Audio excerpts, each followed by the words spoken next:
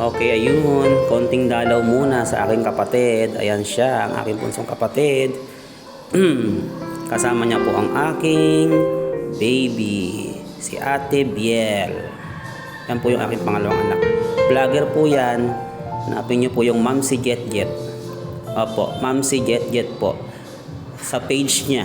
Ang dami po nun. Missing you too always. Siyempre, ayun, nasa taas naman po ang aking mama at ang aking papa.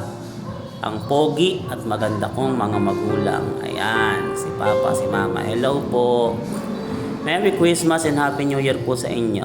Mahal na mahal ko po kayong apat. Sobra. Gabayan niyo po kami lagi.